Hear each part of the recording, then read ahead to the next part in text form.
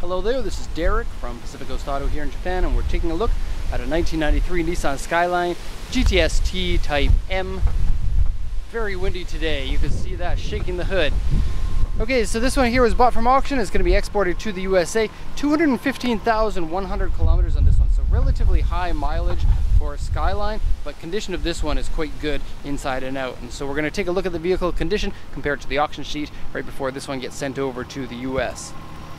So engine-wise, it's not really modified that much. There are a couple of things here and there, and I'm going to point those out. But to begin with, it's a RB20 inline 6-cylinder turbocharged engine. Stock, it puts out around 200 horsepower, just a little bit above. I think it's like 210 or 215 or something like that. And then this one may be a little bit higher due to the modifications, but probably not that much. It has exhaust and air filter. Strut tower bar up here. Also has chain suspension. It has a little aluminum block there for the brakes. I don't know why they would put that on this car. Kind of a weird one. HID headlights. Okay. This piping here is aftermarket for you to have like a added temperature sender in there. Oil looks good. Coolant looks good. Engine running condition is fine. The vehicle drives really nicely, especially for a higher mileage engine. Engine is a little bit stuttery, like when you rev it up, right before it falls down, it kind of shakes the chassis a little bit, and so possibly engine mounts or something like that. I'm not really sure. Okay, gonna close the hood.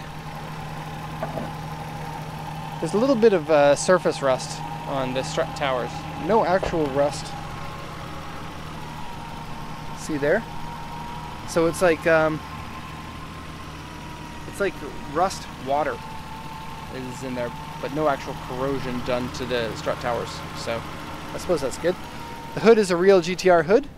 The GTS-T usually has a hood that comes down here and has no air intakes here. It would only have the single air intake, and then this is an aftermarket front bumper made to look like a GTR's front bumper. It's not a real GTR front bumper though, because the bottom lip is molded right into the bumper, whereas on the GTR it's going to be a separate piece. And so a GTR look front end on these cars generally looks pretty good. Give you a quick look at the car here. And so lowered suspension, aftermarket wheels, mismatching wheels front and rear. But car looks great in white. 93 makes this a late model one, and so it's a little bit nicer on the inside than the early model ones. Okay, so this is the auction inspection sheet. I'm going to translate this for you now. It usually takes about 1 to 2 minutes. So it's a 1993 June. And so basically importable, right, like one of the newest ones that's importable. But these have been made since 1989. This is the final year of the GTS-T. Skyline GTS-T Type M. In fact, I think this is the last month of production of it too. I think June was the last month.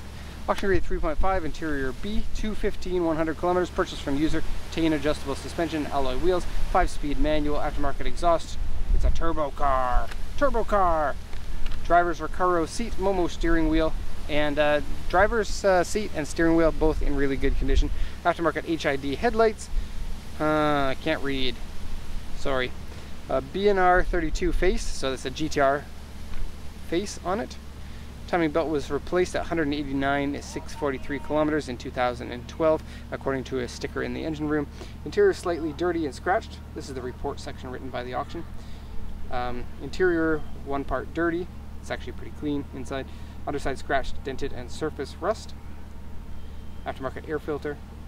Front bumper reinforcement section has been cut and modified, which is a little bit weird because it doesn't run a front mount intercooler. Maybe it had at one point, but it has a side mount intercooler, which is inside here. If you take a peek in there, I don't know if the camera will actually be able to see into the darkness, but there's an intercooler in there. Oh, interesting. Huh. It's an aftermarket side mount. That's cool. Aftermarket intercooler. Win. Not many companies make a side mount intercooler for aftermarket. Okay, where are we here? Exterior has some parts of paint peeling, unclear paint over here, scuff on the front bumper, and some wavy paint on both sides. Wheel scratched, door mirror scratched, very scratches and dents. Okay, so once around here, and I would say, as far as these R32s go, the body on this one I would give at least a 7 out of 10, which is pretty good for a car that's this old. It's not spectacular. It has a little bit of Tiny bit of mismatched paint. Tail light covers here aren't glossy. A little bit of paint wave here and there. There's some overspray from where it was repainted on one side. I do like the aftermarket spats. These. And the side skirt. It's a good look. Okay, go around the tree. White Skyline, yeah. White Skylines look great. This is my favorite color for them. You can get them in black, gray, white, red, blue, silver. White's my favorite. Because for like 1989, 1990, 1991, there were no white ones.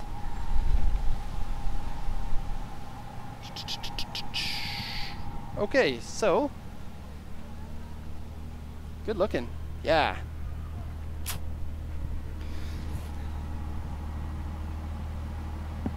So the aftermarket wheels on the back, I don't know what brand this is. They look like GPA Decole Evolution SSR. Wow, SSR wheels. I guess that's special, but they look really old, and these are old Evoque wheels.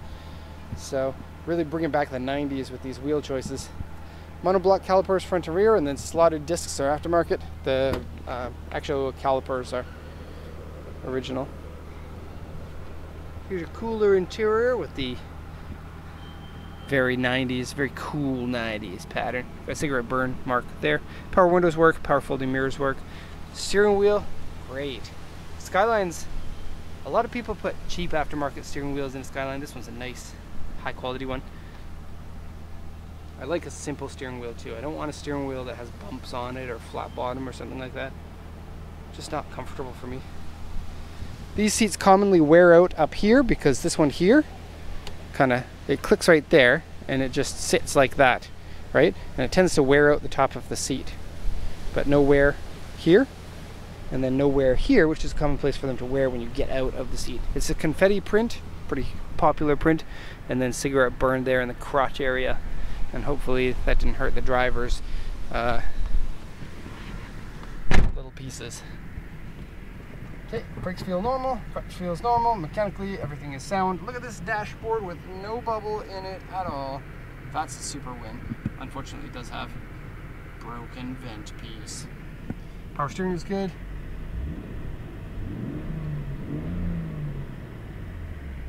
AC doesn't work. Auction sheet should have mentioned that. Tisk tisk. Okay, getting out. You can open up the back here with a Recaro seat, so that's nice of them to add that. Back seats are the late model version, so the fabric matches the cool 90s door print there. Okay, I suppose we can take a look at the trunk. Before we get into that, I'm going to show the problem with the paint that I was talking about with the overspray. This section here has paint chips that have been touched up with touch-up paint, and then the other side has overspray here. And then a couple of little things. This one here, the seal has been sealed up but has re-cracked. There's some sealing put in here. This is a common place for this to separate from the corner, and it's both sides that the sealing has been put on. And then the trunk is missing some of the interior liner pieces. Another thing that should have been mentioned by the auction sheet but wasn't. And then strut tower bar in the back, that's going to give you some better handling. Some people don't know why that gives you better handling. When you're turning around a corner, a car, even though it seems pretty solid, actually twists a lot. And then when the car twists, the suspension isn't in the correct geometry for you to get proper traction. And so putting a strut tower bar prevents the chassis from twisting very much, and then that allows you to have a better contact with the road and your tires.